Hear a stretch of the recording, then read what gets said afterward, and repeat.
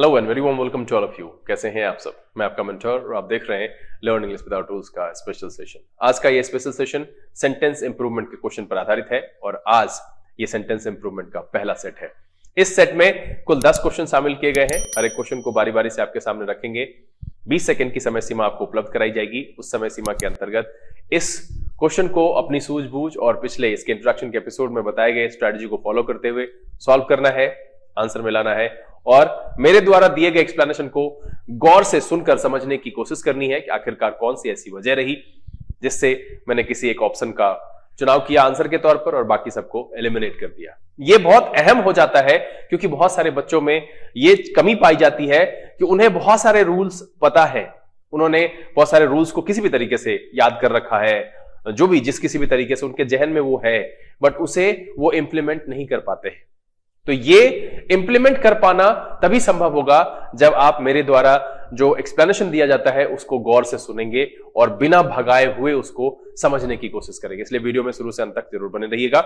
ये जो सेट है, एक बात और मैं बता दूं कि ये जो आज का सेट है या अभी जो 2-4 सेट आएगा वो बेसिकली टाइम एंड टेंस के नॉर्म्स पर ही आधारित होगा। इसकी सबसे बड़ी वजह यह है कि इन दिनों मैं टाइम एंड टेंस के असेसमेंट टेस्ट करा रहा था। मैक्सिमम बच्चों को ऑफलाइन क्लासेस में मैं टाइम एंड टेंस फिनिश करा चुका हूं और अगला चैप्टर जो है वहां पर पढ़ाया जा रहा है। तो उसको आगे बढ़ाते हुए मैंने सोचा कि कुछ नए प्रकार के क्वेश्चंस जो है ऐड किए जाए, टाइम एंड टेंस के होने चाहिए और साथ में जो एडवांस लेवल के बच्चे हैं उनके लिए भी एक नया जो क्वेश्चन पैटर्न है, जो नया चैप्टर है, जो वो लोग सिलेबस में पढ़ते हैं कि भाई सेंटेंस इंप्रूवमेंट भी मुझे पढ़ना है, उसे भी मुझे शामिल कराना था। तो यहां पर एक तीर से दो शिकार जैसी बात है कि एडवांस लेवल के बच्चे भी ये सेट बना पाएंगे और जो बिगनर्स हैं, इंटरमीडिएट है, उनके लिए भी ये फायदेमंद है। इसलिए आप सबसे मैं ये कहूंगा कि इस सेट को बनाइए जरूर, चाहे आप किसी भी एग्जामिनेशन की तैयारी कर रहे हो, बैंक की, एसएससी की, स्टेनोग्राफर की, कहीं ना कहीं आपको ये जरूर फायदा पहुंचाएगा। चाहे क्वेश्चन का पैटर्न ये पूछा जाता हो या नहीं पूछा जाता हो, लेकिन ग्रामेटिकल नॉर्म्स वही होते हैं जो मैं यहां पर बताऊंगा आज। तो चलिए सेशन की शुरुआत करेंगे। नोटबुक और पेन लेकर के तैयार हो जाइए और देखते हैं इस सेट में कौन कौन से क्वेश्चन लाए गए हैं, आंसर क्या है और कौन कौन से ग्रामेटिकल नॉर्म्स पर आधारित है। एक और बात, अपना मार्क्स जरूर लिखिएगा, लिख करके मुझे बताइएगा अगर कोई परेशानी हो। तो चलिए बिना देरी किए हुए सेशन की शुरुआत करते हैं। नोटबुक और पेन लेकर के तैयार हो जाइए। देखते हैं कि आज के इस पहले सेट में कौन कौन से 10 क्वेश्चन शामिल किए गए और उस पर कौन कौन से ग्रामेटिकल नॉर्म्स लगे हुए हैं। चलिए देखते।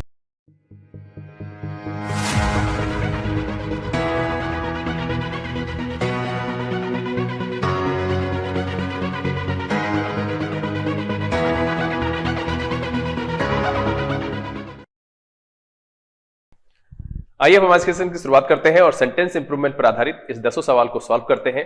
एक्सप्लेनेशन के दौरान अगर किसी भी प्रकार की दुविधा, कोई शंका, कुछ भी ऐसा है जो आपको समझ में ना आए तो आप मुझे नीचे लिख करके सूचित जरूर करेंगे। कोशिश करूंगा जल्द से जल्द आसान शब्दों में उसका निदान लेकर के आपके सामने उपस्थित हो सकूं। आप अपने द्वारा प्राप्त किए गए अंक भी मुझे लिख करके बताएंगे जरूर। और अगर इसके अलावा कोई और परेशानी आपको समझ में आती है या फिर आपसे सॉल्व नहीं हो रहा है या कुछ और दिक्कत महसूस हो रही है जो लगता है कि मुझसे सॉल्व हो पाएगा, तो आप वो भी मुझे लिख करके सूचित जरूर करें। चलिए सेशन की शुरुआत करते हैं और आज के इस पहले सेट का पहला सवाल आपके सामने आ चुका है। समय की व्यवस्था करते हैं हम। आपका समय शुरू होता है अब।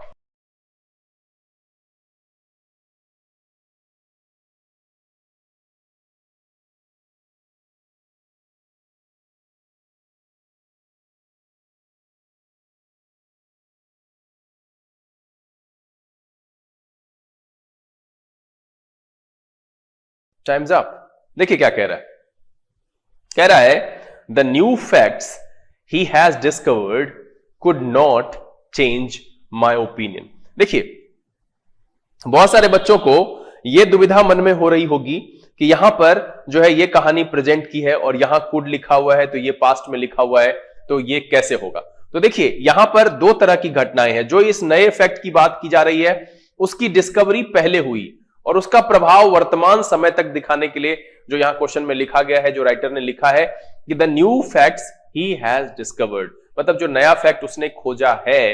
अब ये कह रहा है कि हो सकता है कि अभी जिस समय में ये बात कह रहा हो उससे पहले ही उसने उसको देखा हो और उसका ओपिनियन ना बदला हो। तो वहां पर कह रहा है could not change my opinion. तो मेरे हिसाब से इसमें जो है कोई भी गड़बड़ी नहीं है। वैसे हम ऑप्शन भी देख लेते हैं। यहां पर कैन नॉट बी चेंज लिखने का सवाल ही नहीं उठता है क्योंकि ये जो पैटर्न है ना, ये बी प्लस पास्ट पार्टिसिपल का जो पैटर्न है ये पैसिव में यूज करते हैं। पास्ट पार्टिसिपल का पैटर्न है, ये हम जो है पैसिव में यूज करते हैं, और पैसिव तब यूज किया जाता है जब हम सेंटेंस की शुरुआत जो है ऑब्जेक्ट से करते हैं। दैट मींस पैसिव मेरा ऑब्जेक्ट ओरिएंटेड सेंटेंस ही होता है। तो इसलिए यहां से ये भी एलिमिनेट हो गया, ये भी एलिमिनेट हो गया, और ये भी एलिमिनेट हो गया। अब ये ऑप्शन जो दिख रहा है ना, ये यहां पर फिट नहीं बैठेगा। एक्चुअली जब हम टाइम की बात करते हैं, टाइम सीक्वेंस की बात करते हैं, तो यहां पर 2 बार जो है हैज मतलब परफेक्ट में ही लिखना ज्यादा अप्रोप्रिएट नहीं है। वो जो ऊपर सेंटेंस लिखा हुआ है वो पहले से ही ठीक फॉर्मेट में लिखा हुआ है कि the new fact he has discovered. जो उसने नया फैक्ट खोजा है ना, वो मेरा ओपिनियन नहीं बदल सका। ये खोज पहले हुई, बात पहले की है, और चूंकि इस डिस्कवरी का असर प्रेजेंट तक है, इसलिए उसको उसने प्रेजेंट परफेक्ट में लिखा है। बाकी ये जो हिस्सा है वो ठीक लिखा हुआ है। इसलिए जो इस सवाल का आंसर है वो है ई, नो इंप्रूवमेंट रिक्वायर्ड। ये सही होगा। और वैसे भी ये और ये एलिमिनेट होने का कारण ये है कि जो फैक्ट की बात की जा रही है, फैक्ट ही मेरा सब्जेक्ट है और वो ऑब्जेक्ट है नहीं। ऑब्जेक्ट ओरिएंटेड सेंटेंस पैसिव होता है, जिसका pattern be plus past participle होता है। ये आपको हमेशा ध्यान रखना चाहिए कि पैसिव हमेशा ऑब्जेक्ट से शुरू होता है, पैसिव ऑब्जेक्ट ओरिएंटेड स्टेटमेंट होता है, और उसमें बी प्लस पास्ट पार्टिसिपल की मौजूदगी होती है। चलिए अगला सवाल लिया जाए, और आपका समय शुरू होता है अब।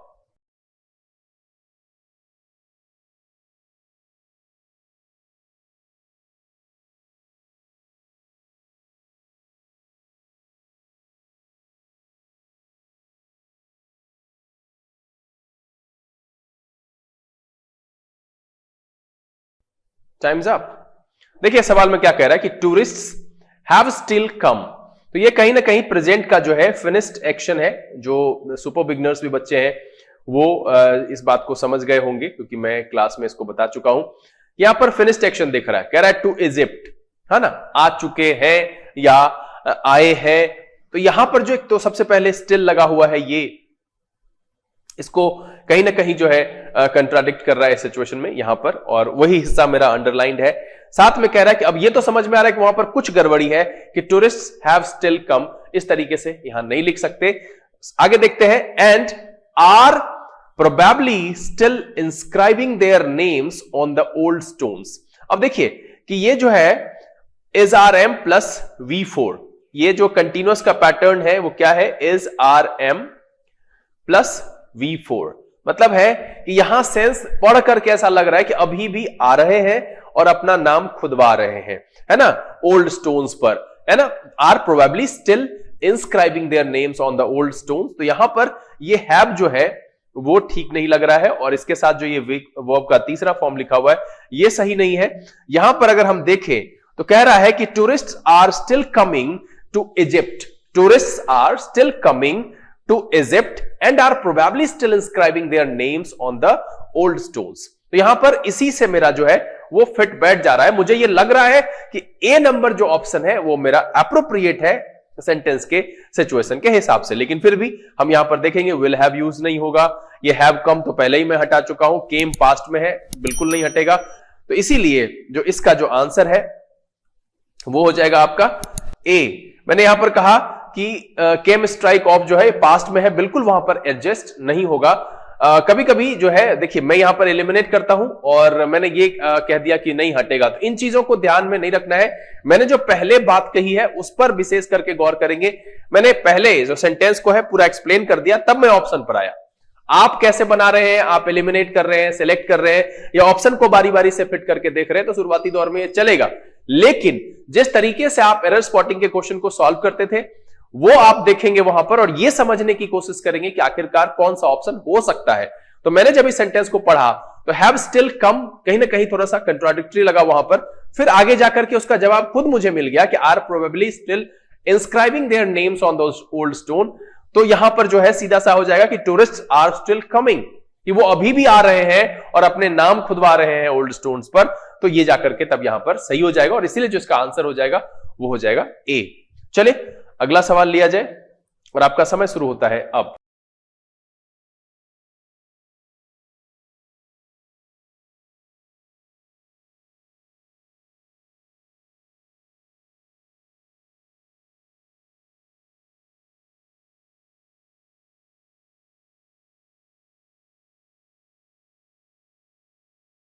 Times up. देखिए क्या कह रहा है कि आई वॉज सॉक्ड। अब यहां पर देखिए कि फिर से क्या है, बी प्लस पास्ट पार्टिसिपल है ना, पास्ट पार्टिसिपल है। तो इसमें आप कंफ्यूज नहीं होना, यहां जो वॉज सॉक्ड लगा हुआ है इसका एक्टिव पैटर्न एक्चुअली V2 का होगा। V2 जब एक्टिव में हम लिखते हैं तो उसका पैसिव होता है was, were plus past participle. क्या होता है, पास्ट पार्टिसिपल। तो यही चीज यहां पर लिखा गया है कि I was shocked to learn that no one was knowing. एक तो देखिए यहां पर दो बातें लागू है कि नोइंग एक ऐसा वर्ब है जिसको हम V4 यानी कंटिन्यूअस में यूज नहीं करते हैं, कंटिन्यूअस में इस्तेमाल नहीं करते। इस पर विशेष जानकारी आपको लेनी है तो आप ING वाले एपिसोड में टाइम एंड टेंस में चले जाइए, वहां पर इसमें विस्तार से आपको जानकारी जो है मिल जाएगी। प्लेलिस्ट में आपको वीडियो मिलेगा टाइम एंड टेंस वाले में। तो यहां पर मैं एक छोटी सी बात समझा देता हूं, जैसे लव है, जैसे थिंक है, जैसे अंडरस्टैंड है, इन सब को हम जनरली कंटिन्यूअस में इस्तेमाल नहीं करते हैं। ये जब भी इस्तेमाल करते हैं तो प्रेजेंट सिंपल में इस्तेमाल करते हैं। अगर जरूरत पड़े तो हम पास्ट सिंपल में इस्तेमाल कर सकते हैं, कंटिन्यूअस में इस्तेमाल नहीं करते हैं। हम कहते हैं I know you, I am knowing you. ये कहना ग्रामेटिकली इनकरेक्ट है क्योंकि ये स्टैटिक बिहेवियर वाले वर्ब होते हैं। विशेष जानकारी वहां पर करेंगे, वहां से प्राप्त कर लीजिए। आप उस वीडियो को देख सकते हैं, मैं यहां पर ऐड कर दे रहा हूं, आप उस वीडियो को इसके बाद क्लिक करके देखिए, समझ में आएगा पूरी बात कि कौन कौन से ऐसे वर्ब्स है जिसके साथ ING का प्रयोग नहीं करते हैं। तो यहां पर एक तो पहली बात यहां पर हो गई कि नोइंग का प्रयोग नहीं होना चाहिए। दूसरा देखिए कि यहां जो वर कैप्ट है ये भी कहीं ना कहीं V2 का है। तो एक्चुअली अगर हम इसको भी V2 में रख दें तो सही हो जाएगा मेरा सेंटेंस कि I was shocked to learn that no one knew. चूंकि ये सब्जेक्ट है, ये मेरा नो वन सब्जेक्ट ओरिएंटेड है, इसलिए हम जो है न्यू यहां पर अगर लिखें where the files were kept, और फिर से जो है ये फाइल्स ऑब्जेक्ट है, ऑब्जेक्ट ओरिएंटेड है। यहां पर मैं शॉक्ड हुआ इसको जान करके, तो ये भी जो है पैसिव का पैटर्न है। तो यहां सिंपल सा है कि जो फाइल्स वर केप्ट लिखा हुआ है, नो वन मेरा सब्जेक्ट है तो न्यू होना चाहिए, और न्यू मेरा ऑप्शन नंबर सी में दिख रहा है। ऐसे हैड बीन नोइंग का यहां पर कोई यूज ही नहीं है, एक तो टाइम की बात नहीं है। हैड बीन नोन ये भी यहां पर लिखना कहीं ना कहीं जो है वो ठीक नहीं है, और वॉज नोन ये फिर सब्जेक्ट ओरिएंटेड है। ये जो बिन है, देखिए इस बिन की वजह से आपको कहीं लग सकता है ये परफेक्ट कंटीन्यूअस हम यहां पर लिखेंगे नहीं, टाइम मेंशन नहीं है। अगर परफेक्ट कंटीन्यूअस हो सकता है तो कंटीन्यूअस भी वहां पर फिट हो सकता है। इस लिहाजन ये मेरा ए नंबर ऑप्शन एलिमिनेट हो गया। बी नंबर ऑप्शन में फिर से ये पैसिव पैटर्न है ना, पैसिव पैटर्न है, बी प्लस पास्ट पार्टिसिपल है, ठीक है। ये जो डी नंबर ऑप्शन है ये भी मेरा पैसिव पैटर्न है, इसीलिए जो सी ऑप्शन है ये परफेक्ट है। इसका जो आंसर हो जाएगा वो हो जाएगा सी। फाइनली क्या हो जाएगा सेंटेंस कि I was shocked to learn that no one knew where the files were kept, और तब जाकर के सेंटेंस सही हो जाएगा, मीनिंग सही हो जाएगा, और इसका जो आंसर हो जाएगा वो हो जाएगा सी। चलिए अगला सवाल लिया जाए और आपका समय शुरू होता है अब।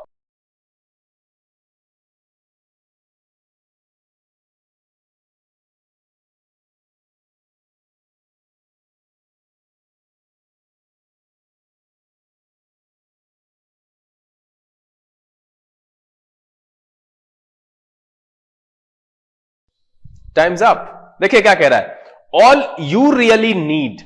अब देखिए ऑल यू रियली नीड ये आपका सब्जेक्ट है, और आपको पता होना चाहिए कि अगर नाउन इक्विवेलेंट आपके सब्जेक्ट के तौर पर इस्तेमाल किया गया हो, कौन कौन से इसमें आते हैं, इन्फिनिटिव,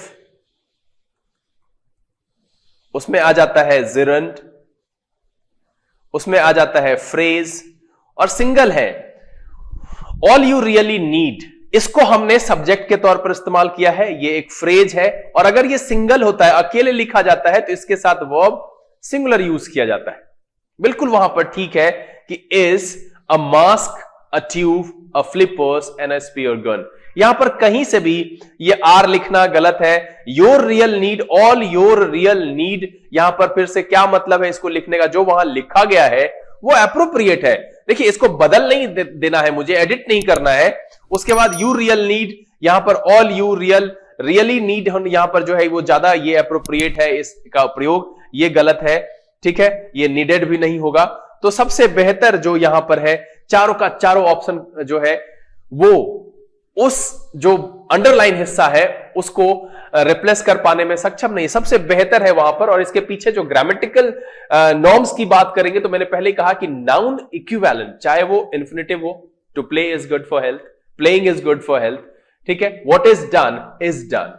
तो व्हाट इज डन एक फ्रेज है जिसको हमने सब्जेक्ट के तौर पर इस्तेमाल किया, और सेम चीज यहां पर भी यूज किया गया है, इसीलिए इसमें इंप्रूवमेंट की जरूरत नहीं है, और इसलिए जिसका आंसर है वो है ई, no correction required.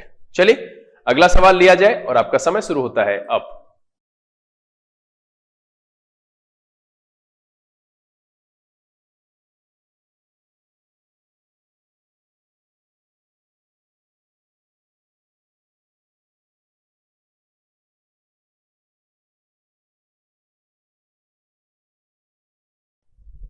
Times up. देखिए क्या कह रहा है कि the modifications made by them in the draft were so drastic that the entire emphasis had been shifted. नहीं, यहां पर ये जो है ये अनुचित हो जाएगा, कि मतलब क्या कह रहा है कि the modifications made by them, जो मॉडिफिकेशंस किए गए वो इतने ड्रास्टिक थे कि पूरा एम्फेसिस शिफ्ट हो गया, कर नहीं दिया गया, हो गया।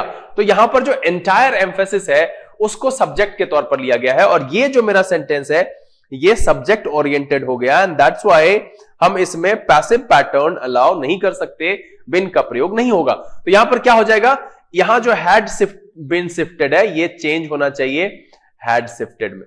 अब कहेंगे सर आपको ऑप्शन की तो जरूरत ही नहीं पड़ी। देखिए मैं यहां पर आपके लिए एक्सप्लेनेशन रख रहा हूं, इसलिए मैं ऑप्शन पे जा नहीं रहा हूं। मैं ये चाहता हूं कि आप सेंटेंस को पढ़ो, अपनी समझदारी अपने सूझबूझ को वहां पर अप्लाई करो, फिर देखो कि वहां क्या हो सकता है, और फिर ऑप्शन को मिलाओ, तब आप दावे के साथ कह सकते हो कि हाँ भाई ये वाला आंसर ही होगा इसका। अगर आप आंसर को देख करके फिट करेंगे तो गड़बड़ी आपसे हो सकती है। चूंकि मैं यहां पर एक्सप्लेन कर रहा हूं, आप इसको अटेम्प्ट कर चुके हैं, मैं आपके अटेम्प्ट करने के तरीके को बदलने के लिए नहीं कह रहा हूं, बट इस बात को समझिए कि चूंकि मुझे समझाना है, सारी स्ट्रैटेजी बतानी है, तो इसलिए मैं यहां पर कह रहा हूं कि इस तरीके से आप देखिए पहले कि the modifications made by them in the draft were so drastic that the entire emphasis had shifted। इतने ड्रास्टिक थे कि वो बदल गए, एम्फेसिस बदल गया उसका। तो यहां पर shall have been shifted का कोई मतलब ही नहीं है। ये जो बी नंबर है दिख रहा है मेरी जरूरत के हिसाब से, बिन शिफ्टिंग टाइम की यूज नहीं यहां पर, और was being shifted ये कंटिन्यूअस में लिखने की कोई जरूरत ही नहीं है यहां पर। यहां चूंकि मेरी बात जो है मेड पास्ट की हो रही है, तो ज्यादा बेहतर है कि हैड शिफ्टेड लिखना, कि वो इस तरीके से किया गया कि उसका एम्फेसिस जो है वो शिफ्ट हो गया। The modifications made by them in the draft were so drastic that the entire emphasis had shifted. तो इसीलिए जो इसका आंसर हो जाएगा वो हो जाएगा आपका बी। क्या करेंगे, हैड बीन शिफ्टेड को हैड शिफ्टेड करेंगे, और इसको आसानी से आप इस आधार पर समझ सकते हैं, कोई ज्यादा एक्सप्लेनेशन को ध्यान नहीं देना है। ये सब्जेक्ट ओरिएंटेड सेंटेंस है, यहां पर पैसिव पैटर्न हम अलाउ नहीं कर सकते हैं, इसलिए वहां से बिन हटाना पड़ेगा। चलिए अगला सवाल लिया जाए और आपका समय शुरू होता है अब।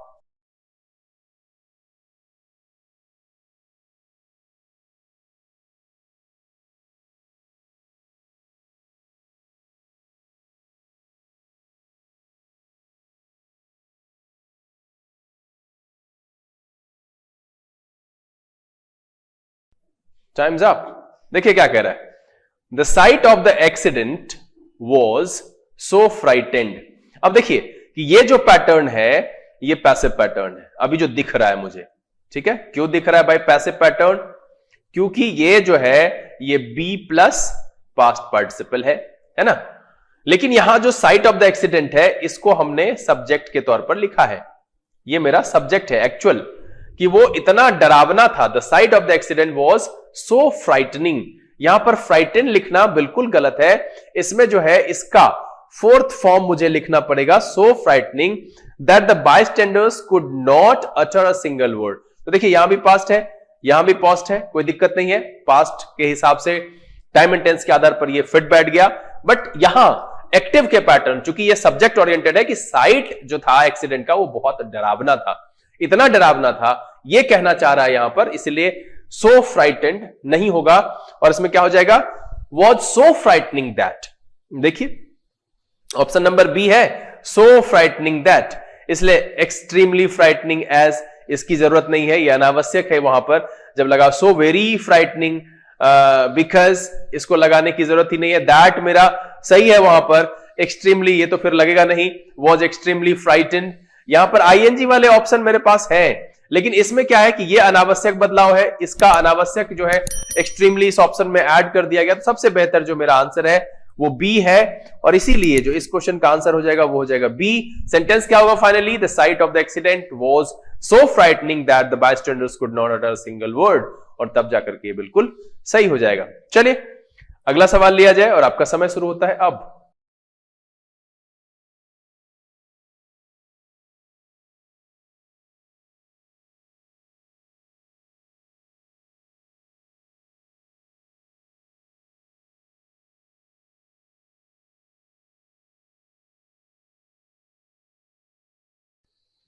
Times up. देखिए क्या कह रहा है, द पुलिस ब्रोक अप। ये एक वर्ड है, वर्ब है ब्रेकअप। ब्रेकअप का मतलब होता है संबंध तोड़ना, या इसका दूसरा मीनिंग आप कह सकते हैं छुट्टी शुरू होना। अब देखिए यहां पर इसका कोई संदर्भ ही नहीं है कि पुलिस ने ट्रंक को क्या था, the police broke up the trunk and found. तब यहां पर फाउंड तो होगा नहीं, उसको खोलने जैसा कुछ सेंस वहां पर आ रहा है, क्योंकि कह रहा है कि लूटी गई ज्वेलरी पाई। तो अगर वो फाउंड शब्द आगे नहीं होता तो हम यहां पर ब्रोकअप की जगह पर उसका यूज कर सकते थे कि the police found the trunk. लेकिन जब आगे लिख दिया है कि ट्रंक में क्या मिला भाई, लूटी गई ज्वेलरी, तो एक्चुअली यहां पर वैसे भी इस जो ये वर्ब है इसका कोई संदर्भ है नहीं। अब यहां पर देखिए कि ब्रोक ओपन्ड, क्या ये लिखना सही है? Broke open. अब देखिए कि एक वर्ड है ब्रेक ओपन, और इसका मतलब होता है ओपन विद फोर्स। क्या होता है? Open with force. तो ये जो वर्ब है मेरा वो यहां पर फिट बैठ रहा है कि पुलिस ने जो है ट्रंक को फोर्सफुली खोला और लूटी हुई ज्वेलरी पाया। अब यहां पर क्या है कि ये मेरा V2 है और दोनों के बीच में टाइम गैप नहीं है, तो ये जो ब्रेक ओपन है इसका V2 होना चाहिए ब्रोक ओपन। यहां पर ईडी लगाना अनुचित है, ये ठीक है, ये भी गड़बड़ हो जाएगा। तो मेरा जो है ब्रोक ओपन यहां दिख रहा है, ब्रेकिंगली ओपन नहीं होगा ये, तो इसीलिए जो इसका आंसर हो जाएगा वो हो जाएगा आपका बी। देखिए अब यहां पर ये नया शब्द है, हो सकता है कि आपको ये शब्द नहीं पता हो कि ब्रेक ओपन का मतलब होता है ओपन विद फोर्स। वैसे संदर्भ के हिसाब से देख करके ये समझ में आ रहा था, और वैसे भी फ्रेजल वर्ब का जो पहला हिस्सा होता है उसमें ही बदलाव किए जाते हैं। जैसे अगर आप कहीं पर जो है मान लीजिए कि लुक आफ्टर का यूज करते हैं तो आप आफ्टर में कोई बदलाव नहीं करते, looking after, looks after, looked after, तो उसी तरीके से यहां पर इसका दूसरा फॉर्म ब्रोक यूज होगा।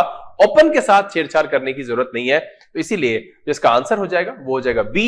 एंड द फाइनल सेंटेंस क्या हो जाएगा? The police broke open the trunk and found the looted jewellery. चलिए अगला सवाल लिया जाए और आपका समय शुरू होता है अब।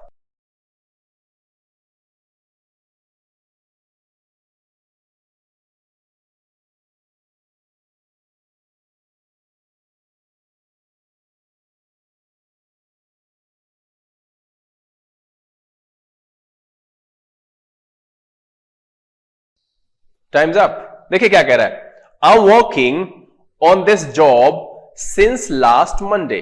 और आपको पता है कि जब फॉर का, सिंस का और फ्रॉम का ये टाइम के लिए इस्तेमाल कर देते हैं तो कंटिन्यूअस का प्रयोग करना गलत है। यहां पर क्या होना चाहिए?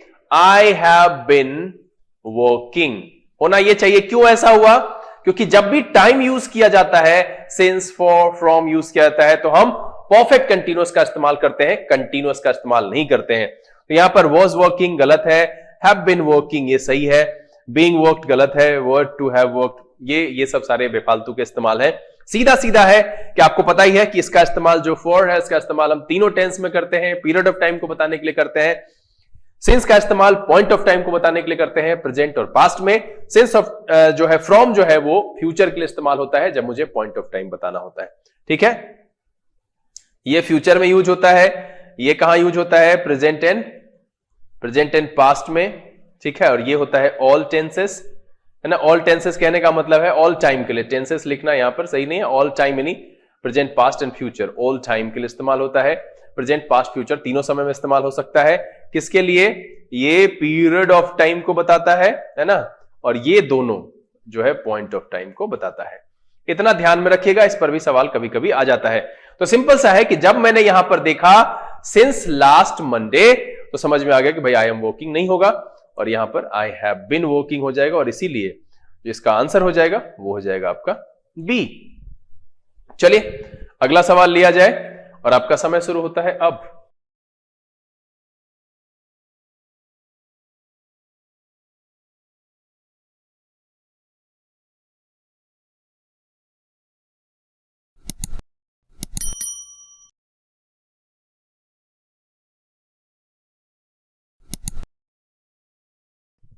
Times up. देखिए क्या कह रहा है, यू शुड विजिट फ्रांस। ये क्या है? ये एक प्रकार की सलाह है, advice. When you had been to England. अब देखिए हैड बिन टू इंग्लैंड यहां पर लिखना जो है, एक तो सबसे पहले ये पास्ट है। क्यों लिखे भाई? जब हम सलाह दे रहे हैं तो आगे की बात होगी, या तो हम उसको प्रेजेंट में लिख सकते हैं, है ना, और वैसे भी यहां पर फ्यूचर में यहां जो है कंडीशन एक तरह का दिखा रहा है, तो इसलिए जो है इसको हम प्रेजेंट में when you go to England, ये ज्यादा बेहतर है कि यू शुड विजिट फ्रांस, मतलब है कि तुम्हें फ्रांस विजिट करना चाहिए जब तुम इंग्लैंड जाते हो। सिंपल सा है, यहां पर हैड का प्रयोग करना और हैड बिन का प्रयोग यहां पर बिल्कुल अनुचित है, क्योंकि ये नॉर्मल सलाह है, वर्तमान समय के लिए सलाह है कि जब कभी भी तुम जाते हो तुम्हें फ्रांस विजिट करना चाहिए। तो यहां पर जो ऑप्शन मेरा है वो बी है। अब ये हैड वाला हिस्सा, वर वाला हिस्सा और ये पर तीनों का तीनों पास्ट के समय को ही इंडिकेट करा रहा है, ये भी पास्ट को ही इंडिकेट करा रहा है, ये भी पास्ट को इंडिकेट। अगर यहां पर करना चाहिए था का सेंस होता कि you should have visited France, तब देखा जा सकता था, ऐसे हम इसका प्रयोग नहीं कर सकते। नॉर्मल ये एडवाइस है, इसलिए जो इसका आंसर है वो है बी। चलिए आज के सेट का आखिरी सवाल लिया जाए, और आपका समय शुरू होता है अब।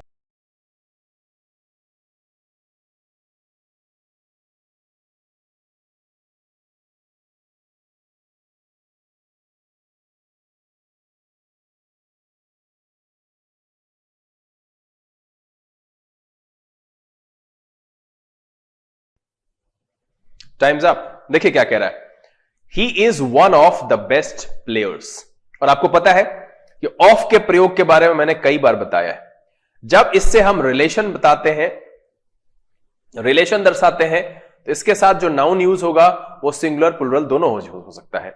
लेकिन जब हम इसमें सिलेक्शन की बात करते हैं, तो सिलेक्शन के केस में जो इसके बाद नाउन आएगा वो ऑलवेज प्लुरल। तो यहां पर प्लेयर्स लगाया। अब कह रहा है कि ही जो है वो उन सारे खिलाड़ियों में से एक है दैट हैज एवर लिव्ड नहीं होना चाहिए। ये जो है प्लेयर्स मेरा सब्जेक्ट है, यहां पर दैट यहां रिलेटिव प्रोनाउन की तरह इस्तेमाल किया गया है। ठीक है, रिलेटिव प्रोनाउन की तरह इस्तेमाल किया गया है। तो यहां पर जो है इसका हैव से रिप्लेसमेंट सही होगा, ये हैज गलत है, क्योंकि प्लेयर्स मेरा प्लुरल है। सेंटेंस बहुत नॉर्मल है और आसानी से आपको देख करके पता चल जाएगा कि he is one of the best players that have ever lived. और वो जो मेरा ऑप्शन है वो बी में है, दैट हैव एवर, और यहां पर देखिए स्पेलिंग में मिस्टेक है, दैट हैव एवर लिव्ड। यहां वुड हैव का प्रयोग करना गलत है, यहां भी वुड हैव सारे के सारे पास्ट हो गए। चूंकि मेरी कहानी प्रेजेंट में है, उसके हिसाब से भी नॉर्मली अगर हम एलिमिनेट भी करें, मान लीजिए कि आपको समझदारी नहीं समझ में आ रही है या इतने ग्रामेटिकल नॉर्म्स नहीं समझ में आ रहे, तो आप सीधा सीधा देखिए कि कहानी क्या है। ये भी प्रेजेंट की है और यहां पर भी कहीं ना कहीं प्रेजेंट है। अब देखिए वुड पास्ट को, वुड पास्ट को, और ये भी वुड पास्ट को, विल का पास्ट के तौर पर आप उसको देख सकते हैं, एलिमिनेट कर सकते हैं। ऐसे अगर थोड़ा सूझबूझ लगाएंगे और पढ़ करके मीनिंग समझ करके बनाएंगे, तो फिर वो कहीं ना कहीं आपके मन में वो स्ट्रैटेजी बैठ जाएगी। ग्रामेटिकल नॉर्म्स तो पढ़ेंगे, साथ में इंप्लीमेंटेशन भी आपको दिख जाएगा, और तब आप आसानी से उसको सीख जाएंगे। और आगे जब कभी भी ऐसा होगा, कुछ नए तरह के सवाल पूछे जाएंगे, तो आप अपनी सूझबूझ का प्रयोग करके उसे बना जरूर पाएंगे। तो इसीलिए जो इसका आंसर हो जाएगा, क्या हो जाएगा? बी। हमने ऐसा क्यों किया? क्योंकि चूंकि प्लेयर्स की बात की जा रही है, तो उसके साथ हैव होना चाहिए, हैज का प्रयोग नहीं होना चाहिए।